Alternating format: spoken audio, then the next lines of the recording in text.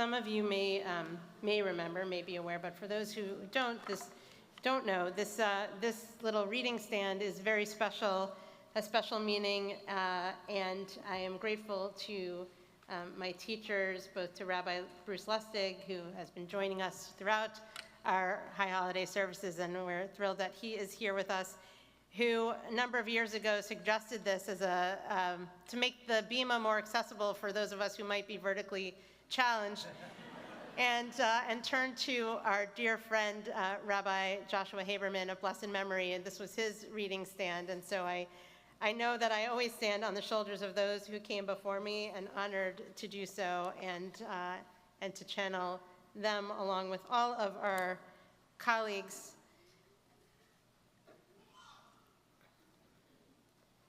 So at the end of her very first day in the world, my daughter, Evie, scratched her face. We were alone in the hospital. She had yet to get her first manicure. She actually drew blood. And that scratch was deep enough to leave a little scar. It's not the kind you would see right away. Most people would not even notice it. And in a certain light, I can still make it out. And it reminds me of that first night and how I felt at that moment, slightly helpless as I held my fragile infant daughter. I realized then I would not always be able to protect her from everything that could hurt her or challenge her in big and small ways. But time has passed, and now part of me loves that scar because I'm awed at the young woman she has become. I'm filled with a sense of wonder of what time has done, how the scar has softened and become part of her. We all have those scars, don't we? Some of them are easy to spot, some of them we barely notice or remember, and some we feel we need to hide from the world. We often consider those scars, those little cracks, to be flaws. But when we lean into them, they can become our greatest gifts and strengths, and they can give us hope. This past year was filled yet again with heartbreak. Our continued pain for those 48 still being held hostage by Hamas, and for Israelis and Palestinians suffering from the ongoing impact of this war. The deep disappointment some of us feel in light of the actions taken in the name of the State of Israel, in the name of the Jewish people, and the pain at what feels like a glossing over of the horrific actions of Hamas on October 7th and since. And that pain has been compounded by the widening gulf between people and perspectives that is wreaking havoc on all our conversations, our families, our community. And I know we will continue to have time together to talk about that. And so much is tearing us apart that at moments I want to pull the cover over my head and hide. But we cannot ignore the rifts. We have a responsibility to fix what is broken. Rosh HaShanah brings us back to the beginning, to the Garden of Eden and the world as it was intended to be. It is now up to us to make sure that it becomes that. The 16th century Kabbalist Rabbi Isaac Luria explained that when God created the universe, God formed vessels to hold the divine light. But God's light was too powerful. The light that was meant to radiate and illuminate everything with holiness burst forth, and the vessels exploded into shards. And those shards of divine light were scattered and embedded into everything around us. Rosh HaShanah reminds us that our task is to free those sparks and allow God's presence to bring light back in. We do that when we engage in acts of blessing, both spiritual and physical, when we advocate for the unhoused, when we pack food and share it with those experiencing hunger, when we make blankets for those struggling to keep warm, when we bring a meal to a friend or a fellow congregant who is unwell or in need of support. Those acts of tikkun olam, loving kindness, compassion, and social justice bring the possibility of repair back into our broken world. Some of you may be familiar with kintsugi. It is the Japanese art of putting the pieces of a broken vase back together with gold. The artist takes the broken and cracked pieces of pottery and mends them with a binding mixture made from the sap of the urushi tree. And then the artist overlays the fractures with powdered gold or other precious metals. The imperfections and sharp edges don't disappear. Instead, these tiny breaks become the centerpiece. The golden, jagged lines become part of the object's history and resilience. And there's a parallel in Jewish tradition that mirrors the beauty of kintsugi. Reb Yitzchak of Drogovich tells a well-known story of a king who owned a beautiful diamond, and he would take it out and bask in its glorious perfection until one day he dropped it. When he picked it up, he saw a crack down the middle and immediately called for all the jewelers in the land to try to fix it. Each one failed, until finally one jeweler said, "I can fix it." And when they returned with it some days later, the king saw that the jeweler had etched a rose into the diamond, using the crack as the stem, in the process making the diamond even more beautiful, reflecting and refracting even more light. That story reminds me of the traditional breaking of the glass at the end of a Jewish wedding. At times of great joy, we are encouraged to remember our collective moments of deep sorrow and destruction.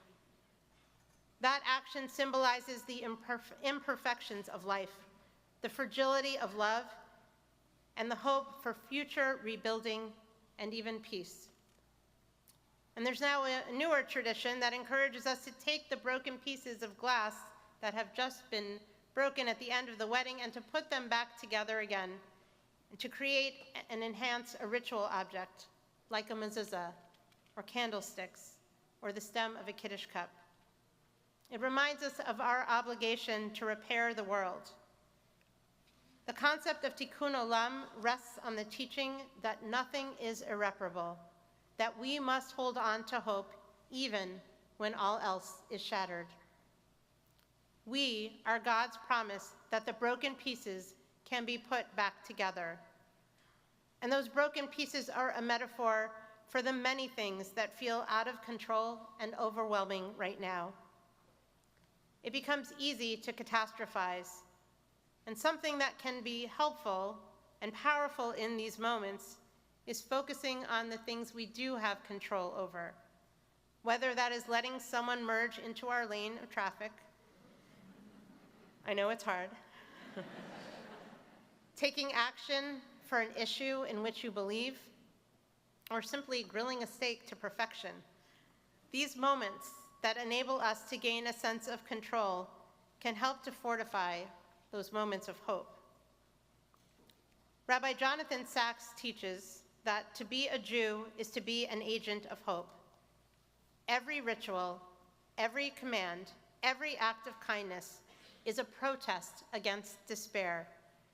Judaism is a sustained struggle, the greatest ever known, against the world that is, in the name of the world that could be.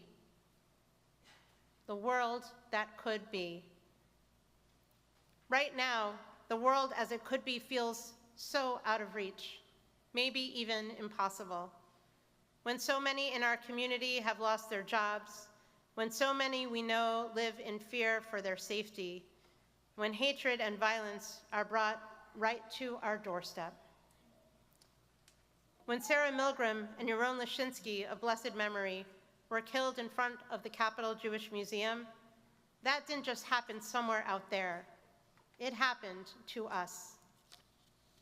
So where can we find hope with all that we see that is broken in the world?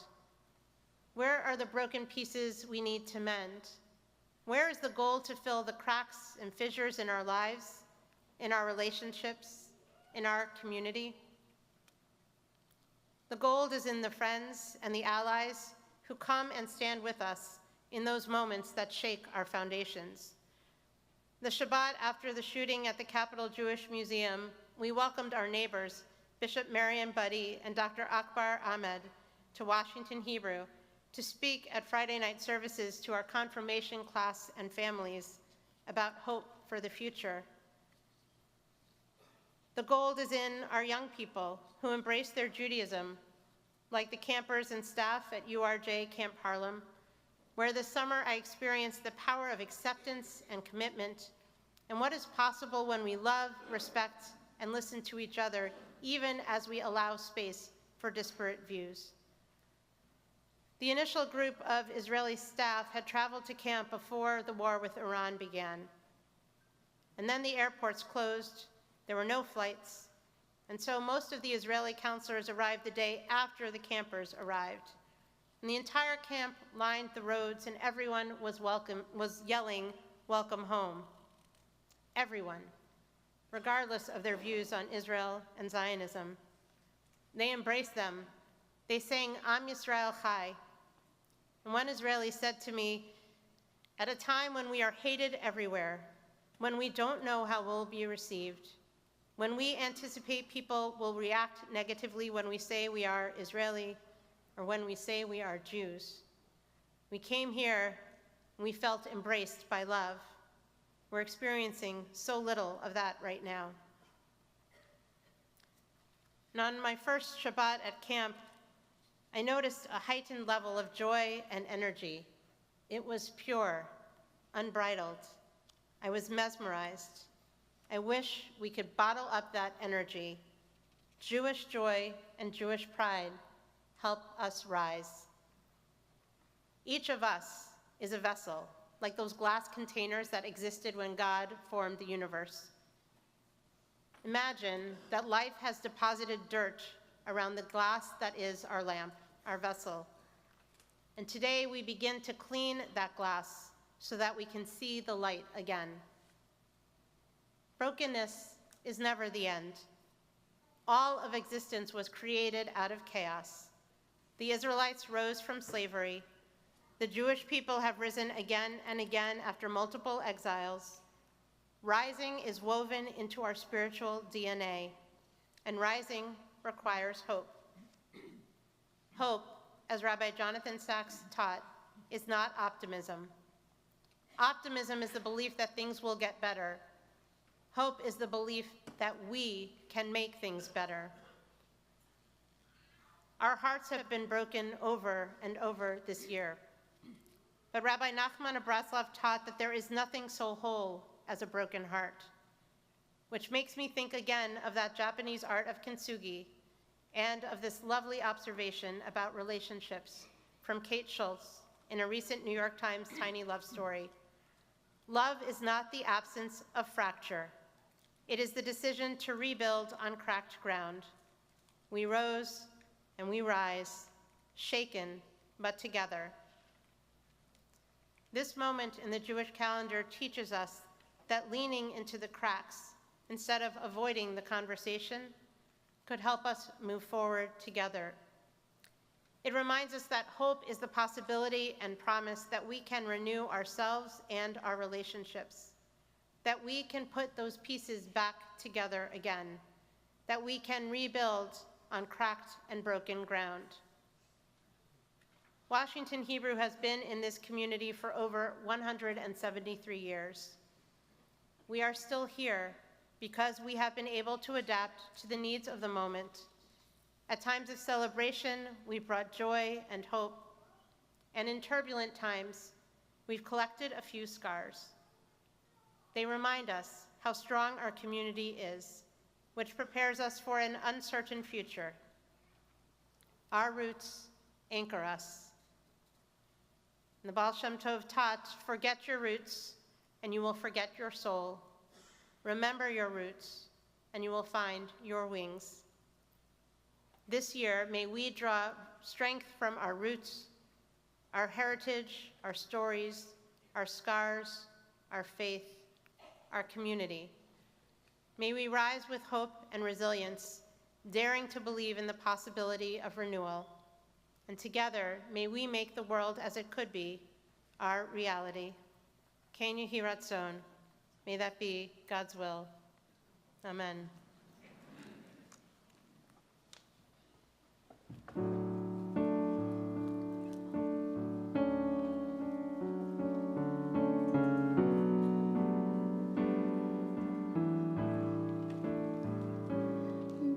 the light. Be the light inside the darkness. Be the hope burning bright into the night. Be the voice for those who cannot raise it. Be the one who leads the way through the world's darkest days. Be the light. Be the light. Be the light.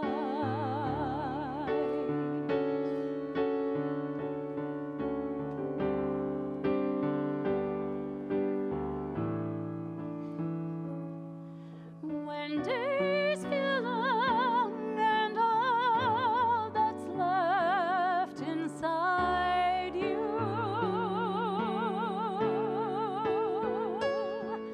are darkest days, reach for the light to guide you.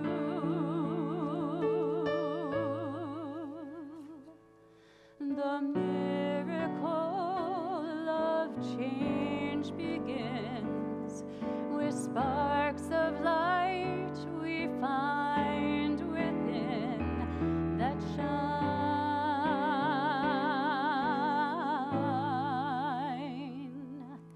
If we come close together, we will see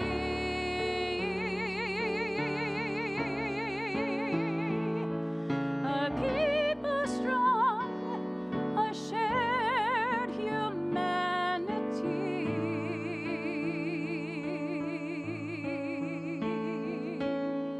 to transform darkness into light, to lead with love instead of might. We shine, we shine.